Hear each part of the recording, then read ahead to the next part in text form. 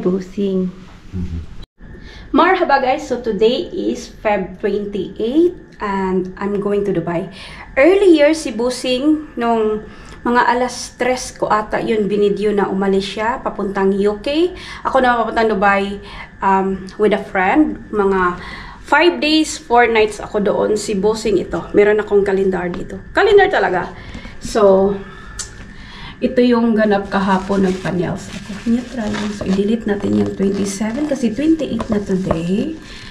Ayan. Dubai, me. Pangit ng, ano ko, no? UK si Boosing. So, ito na dito na to. And then, yung balik ni Boosing is sa 1. Mabilis lang siya. So, may ano lang. Quick ano lang siya doon. And then, ako ang balik ko is sa Sunday. Ayan. Ayun siya. Wala. So, ayan. Kanina ang aga namin nagising. Mga 2:30 ata kami nagising kasi alas ni Boosing alas 3. And, GoPro ang gamit ko. Ayun. Kung ano lang ma-film ko guys with a friend, yun lang. Kumbaga, sa akin, just for a clip. Pero hindi kasi niya alam nagbablog ako, nag-YouTube ako, charot.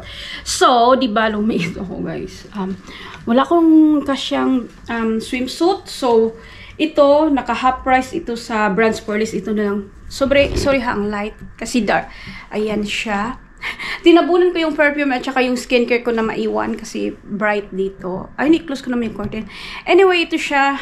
Ayan lang. So, para lang, ano ba, na meron. Tapos, kung maligo kami ng pool, meron akong swimsuit na masuot. Kasi sabi niya, magdala daw ako. Pero I'm not sure na maliligo ako, guys. Pero, just in case lang.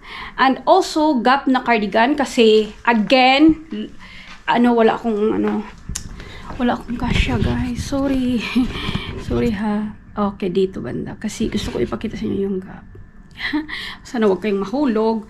So, ito siya, naka 149 naging 102 na lang yung bayad ko dito. So, shorter cardigan siya. As in, yung cardigan ko guys is kasi medyo a little bit colder pa pag hapon. Baka yung mga restaurant, yun.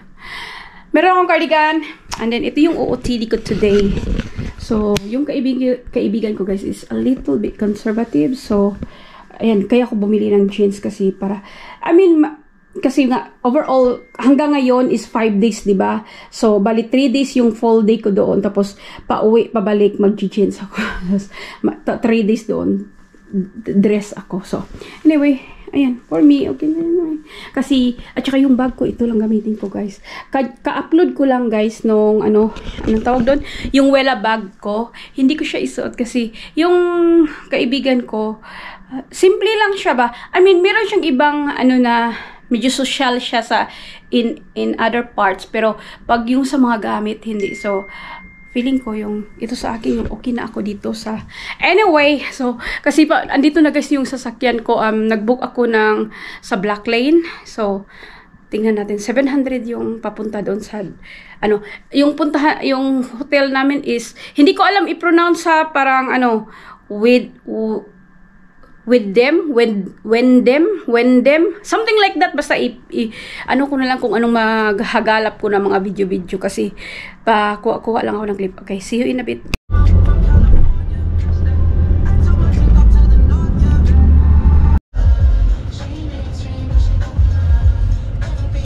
Nandito na kami sa room, guys.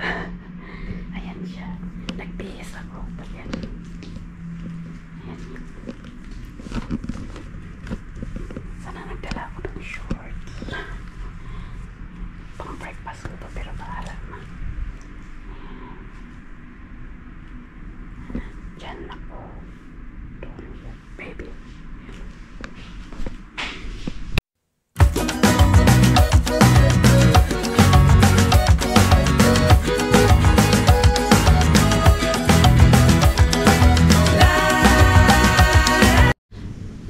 Back from Marina. Ano ba guys? Dubai Marina. Naglakad-lakad kami. Pumunta kami ng Dubai Marina Mall. First time ko doon in 14 years na ako dito. Okay lang pala. Wala akong medyo. Yeah. So, yeah. First time ko doon. Nag-lunch kami sa pizza food court sa may pizza. Naghati lang kami kasi alam niyo naman, nag-try ko diet pero I think syempre hindi ko mapigilan yung kain kasi minsanan 2 years na siyang hindi pumunta dito. Kaya parang relax ko lang. Parang staycation ko na lang din para pagbalik na lang tayo bawi sa diet natin. But anyway, ayan, nag-book kami ng dinner cruise kanina. So, pagka tayo, balik tayo dun sa Marina kasi doon ang dinner cruise mamayang gabi, mga 7:30. Pero dapat alas 4 andun na daw kami. But anyway, pagod ako guys, antok ako. Buti na lang naglakad-lakad kami kasi di ba nasanay ako maglakad pag walking. Naligo siya. So, ayan. Tingnan ko yung pakita ko na ba sa inyo yung ano. Tingnan ko yung ano niya guys. Yung dito parang oil thing eh. Hindi ko alam. Basta ganyan lang muna. Dinner o OTD guys. Same lang kanina. Tapos mag-bag ako tsaka cardigan.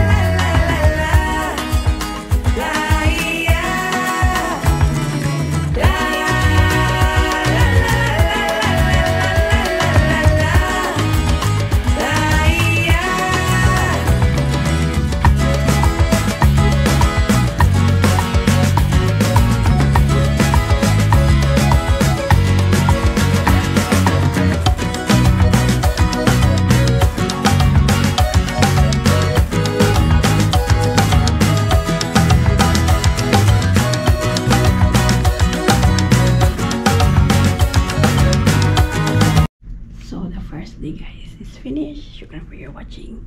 Please don't forget to like, subscribe. I will see you again soon.